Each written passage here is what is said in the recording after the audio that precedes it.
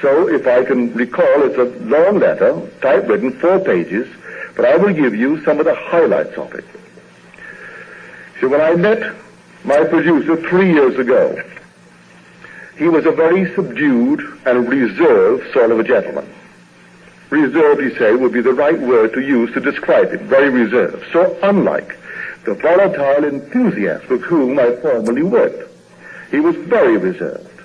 In fact, pardon me, he couldn't express the superlative in any way. In fact, his greatest praise was the word good. So you brought in the script, and he would accept the script, and his highest praise was good. Well, I thought, I'm going to change this. So I lay on the bed, and I heard him say to me, great, just great. Now, I hadn't started the script, I had just given him a script, and he pronounced the script good. I am now doing this about the next script, and I heard him distinctly. I went over and over in my audio setup, as it were. So I heard him inwardly pronounce the new script as great, just great. And while I am lying there, the phone rings. I haven't started the script. The phone is ringing. It's the producer. And he is telling me that the script that he had formerly pronounced good was great, just great. Well, I said he threw me a curve. Because that's not what I was expecting. It was about the new script, which I hadn't even started. So he not only threw me this curve, but someone had their lines crossed. So, right there, I kept on now working a new, I would say, line for him to use. And I changed it from great, just great, to terrific. And so here I am. I only heard one word. It is terrific. Well, I submitted the script, and that's exactly the word he used when he said to me, it's terrific.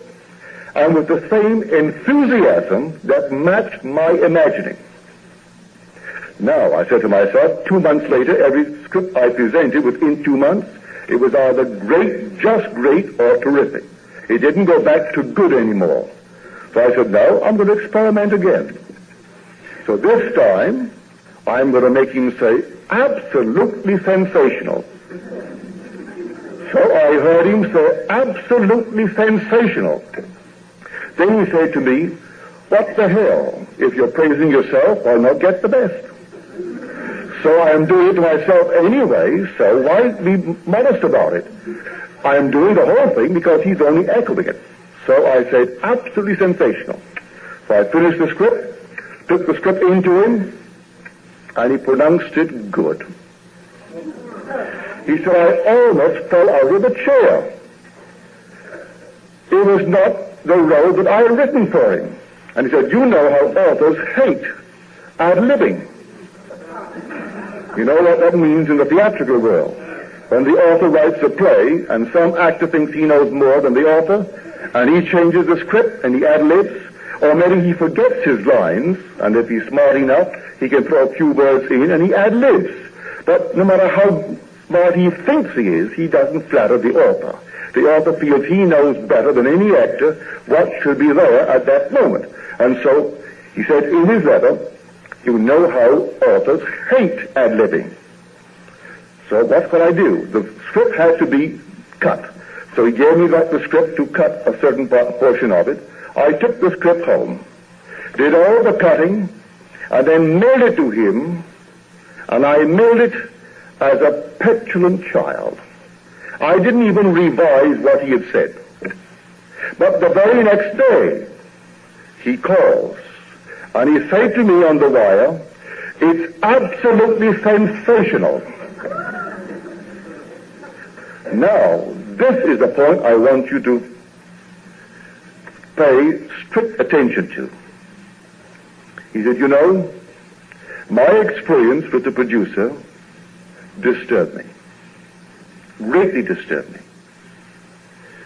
To hear or to occasionally think about this isn't so bad.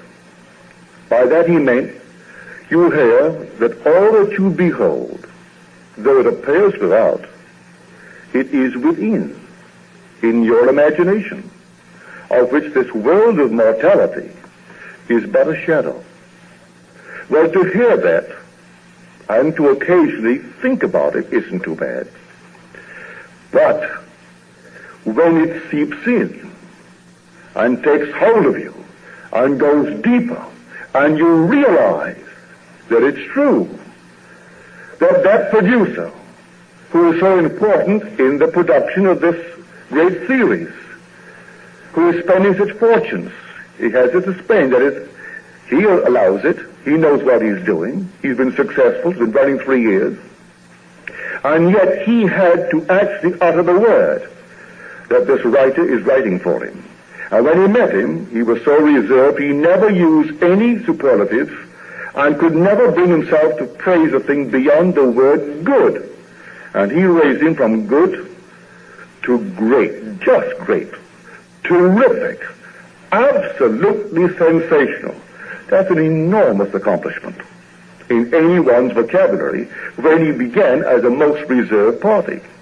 So when the individual writer now sees what he did with a man, he said, you know, it distressed me. It distressed me for the simple reason I had to remake my world only as I remake myself. Only as I could remake myself could I in any way remake the world. And what an undertaking. But he said, I found a solution.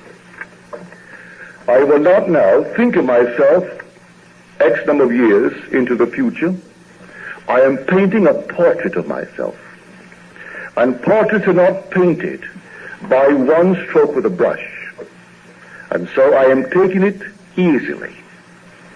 I start with the little things in my life, the little things, and I change them to make them conform to the portrait of the being I am painting of myself.